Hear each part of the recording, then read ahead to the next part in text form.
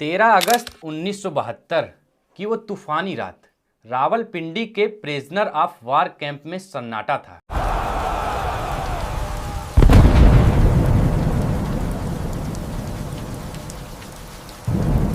लेकिन 3 भारतीय जाबाजों के दिलों में आजादी का तूफान चल रहा था।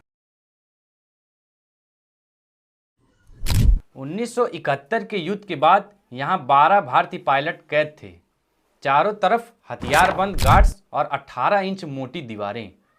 किसी ने सोचा भी नहीं था कि कोई यहां से जिंदा भाग पाएगा, लेकिन दिलीप परुलकर, MS ग्रेवाल और हरीश सिंह जी ने वो कर दिखाया जिसे आज भी इतिहास का सबसे साहसी जेल ब्रेक माना जाता है। कहानी शुरू होती है 10 दिसंबर 1971 को। फ्लाइट लेफ्टिनेंट दिलीप पारुलकर एक मिशन पर निकले थे। दुश्मन की एंटी एयरक्राफ्ट गन ने उनके विमान को निशाना बनाया। पारुलकर को दुश्मन की जमीन पर इजेक्ट करना पड़ा। नीचे उतरते ही भीड़ ने उन्हें घेर लिया, लेकिन पाकिस्तानी सेना ने उन्हें अपनी हिरासत में ले लिया। टॉर्चर के दौरान उनसे भारतीय एयरबेस का नक्शा मांगा गया, तो पारुलकर ने चालाकी दिखाते हुए मुंबई एयरपोर्ट का नक्शा बना दिया। आखिरकार उन्हें रावलपिंडी के कैंप में बाकी पायलटों के साथ डाल दिया गया।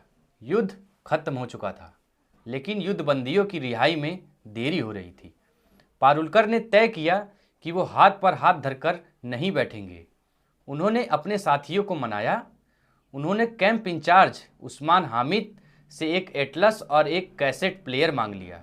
किसी को अंदाजा नहीं था कि ये पायलट कैसेट प्लेयर के मैग्नेट और सुई का इस्तेमाल करके एक देसी कंपास बना लेंगे।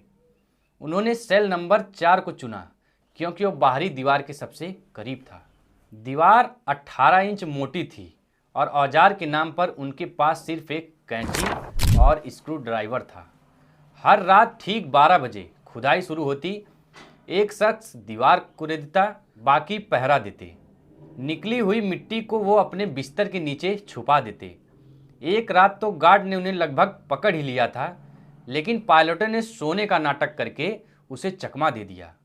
उन्होंने धीरे धीरे जेल के दर्जी से पैसे देकर पठानी सूट भी सिलवा लिए, ताकि बाहर निकलने पर वो आम पाकिस्तानी नागरिक लगें। 13 अगस्त 1972 की रात भारी बारिश हो रही थी। पारुलकर ने दीवार की आखिरी परत तोड़ी। एक एक करके तीनों सकरी सुरंग से बाहर आए। पास ही एक गार्ड सो रहा था, लेकिन बारिश के शोर ने उनकी मदद की।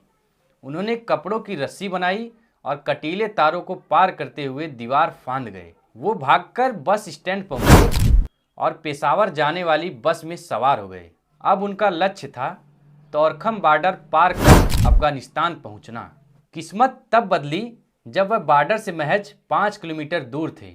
उन्होंने एक आदमी से स्टेशन का रास्ता पूछा, जो सालों पहले बंद हो चुका था। शक होने पर उन्हें तहसीलदार के पास ले जाया गया। पारुलकर ने आखिरी दांव खेलते हुए कैंप इंचार्ज उस्मान हामिद का नाम लिया, ये सोचकर कि वह बच जाएंगे। लेकिन तहसीलदार ने फ़ोन मिला दिया और उस्मान हामिद ने पारुलकर की आवाज़ पहचान ली। बॉर्डर के बेहद करीब पहुंचने के बावजूद उन्हें गिरफ्तार कर लिया गया। भले ही वे पकड़े गए, लेकिन उनके साहस ने पाकिस्तान को हिला कर रख दिया। दिसंबर 1972 में आखिरकार उन्हें रिहा किया गया। जब ये जाबाज बाघा बॉर्डर से भारत आए तो पूरा देश उनके स्वागत में खड़ा था। ये कहानी हमें सिखाती है कि आज़ादी की कीमत सिर्फ जाबाज ही जानते हैं। जय हिंद।